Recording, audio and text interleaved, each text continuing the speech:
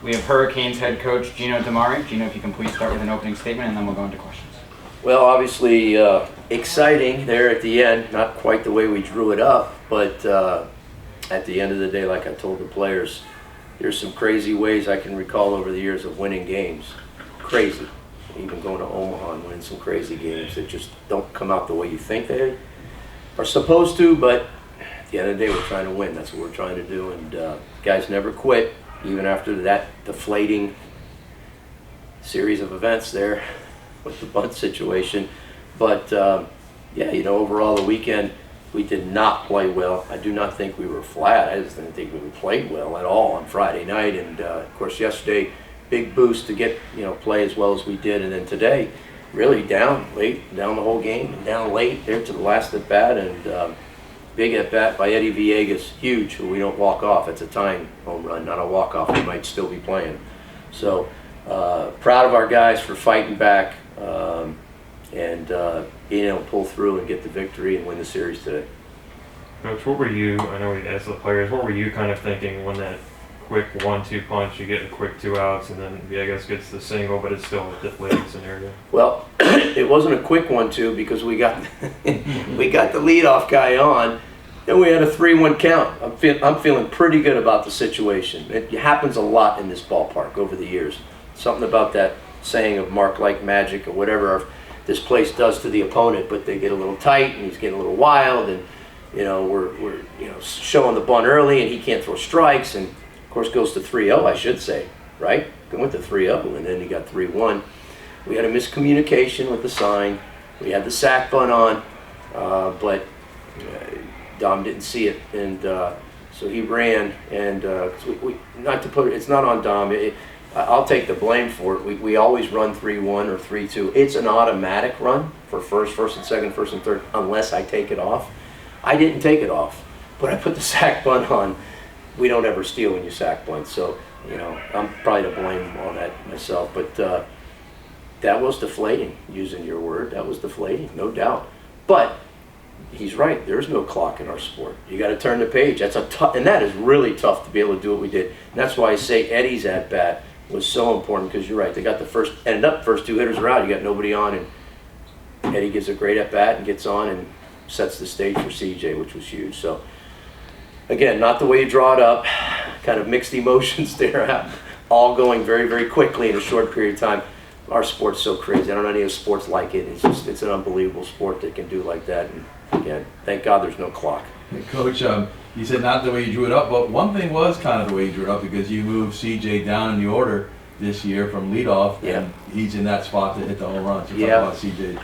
Well, you know, it's funny, yeah. So I think CJ's our overall best hitter. I think, you know, Yo-Yo is probably he's our most powerful guy and our highest draftable guy, and but overall CJ just pure hitter. I don't think anybody would argue he's our best hitter, and he can hit first for us. We all know that.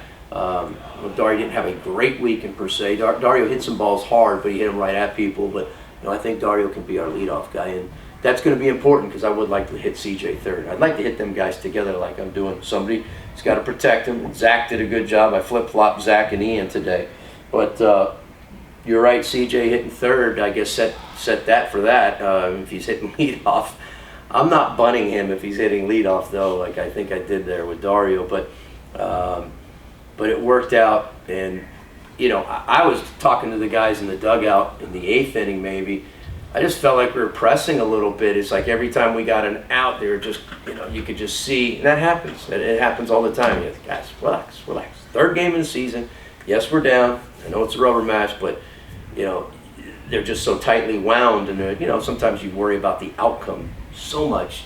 Forget about that. Just worry about being in the moment. The approach, whether it's a hitter, defensive guy, pitcher, worry about the process, the approach, be in the moment, and then just let the outcome take care of itself. And CJ, I thought, he'll say he wasn't, but I thought he was pressing a little bit. He hit a bullet right at the second baseman. They caught it, double play. He hadn't really had a good weekend series. He had an error in the game. You could see he was a little frustrated. I'm sure glad Jack had a talk with him. Jack, need to hire him as one of our assistants too, /coach. But love hearing that as a coach. Nostradamus. Beautiful thing to hear. It's great. That's what you want from your teammates. Coach, you quoted Jim Morris, I think the other day was here today, and you quoted him as saying that the players really ones that make out the lineup card and you just fill it out. What about Blake Sear, the way he's, a freshman on a veteran team and what he's shown so far?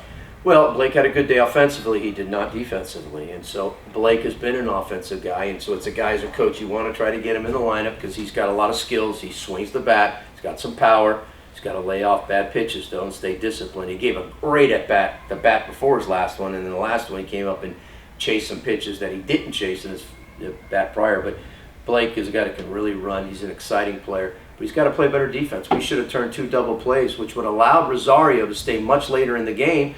And this was our bugaboo last year. Not the defense, but just pitchers not getting it done. But Rosario did an excellent job. He threw first outing and 94 pitches. He should have been into the 7th inning. He should not have been out after 5 1/3. We had 2 double plays we didn't turn. That made him throw more pitches. And those were 2 double plays that Blake was the back end of it, and he knows that. But and I talked to him about it. But yeah, we got to play good, solid defense. Can you talk about the importance of Rosario's start today? Because bats didn't get going until around the 6th inning. Just the importance of how Rosario pitched today, and also were you surprised that your team didn't get it going until the 6th?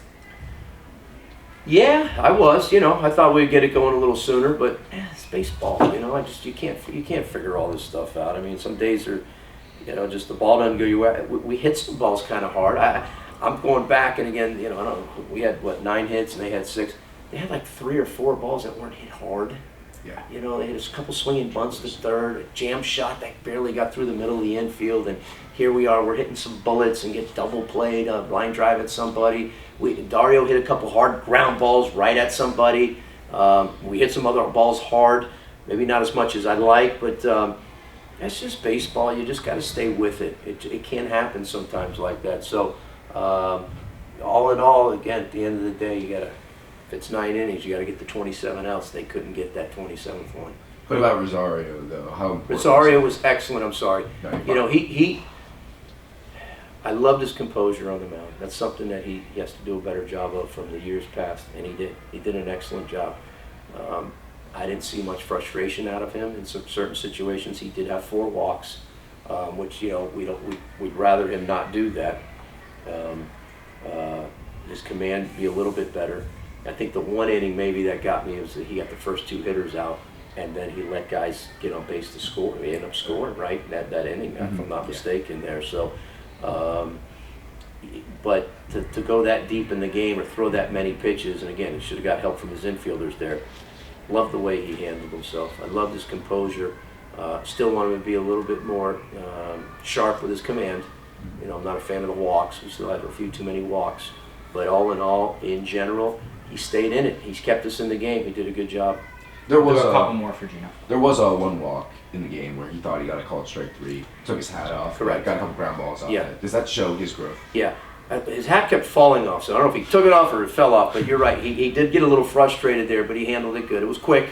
I don't know. I think anybody would have done that. No, of course. His issues in the past have been a little bit more ongoing or lengthened and carried on, and it was short. It was not something I was worried about. And we all wanted that pitch. It was a close pitch, so and that's okay. I have no problem with that. It's the prolonged things that carries over to the next pitch and the next hitters. Okay.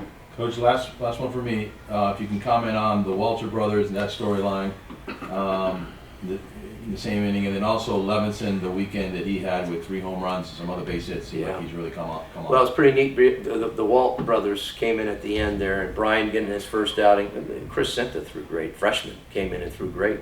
Excellent. Bases loaded and got out of the jam. And but Brian's really come on of late. Brian in the fall was, I think, getting his feet wet, so to speak.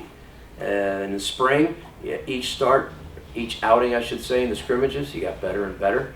And so it put him in a position where he could come in late in the game. And, I thought he threw good. He came in and if I'm not mistaken, got strikeout, and error. We didn't feel the ground ball.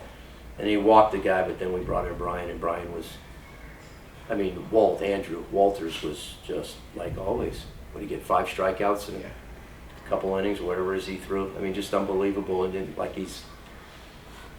picked up right where he left off last year. Kept us in the game. He kept us in the game because they had guys on base. Coach, with 6 hits from leadoff situations, how do you believe that can translate forward with the explosiveness potential of this lineup? 6 hits. In the leadoff situations, there were 6 hits in the leadoff. How do you think that can kind of attribute forward and carry forward into further games? For our leadoff, you're Yes. talking about? Yeah, I mean, we that leadoff is important because we're putting, again, we're moving our guy Skafis to the 3rd spot, and arguably CJ is one of the better leadoff hitters in the country last year. So, but we feel Dario can fill that role for us. So, in terms of leading off and having those guys behind him, we got to get on base. There's no doubt those first 2 guys are huge for us. I thought Eddie had a pretty good weekend. I didn't finish up with Zach, but Zach was huge for us. Like I said, I moved him back into the 5th spot today from 6 to 5. But his power and a couple of hits today, and he's probably given as good at bats as anybody in the lineup. And again, got to have the guys up front because we got some power in that 3, 4, 5, and 6. Even Ian, I know he had a 1 home run and maybe didn't do he had a hit today, I think. But we feel like if we can get some guys on base for those guys, we got some thump in the lineup that can hit the ball with some power. Awesome. Thanks, Gino. All right, thanks. Thank you, Coach. Thank you. Appreciate it.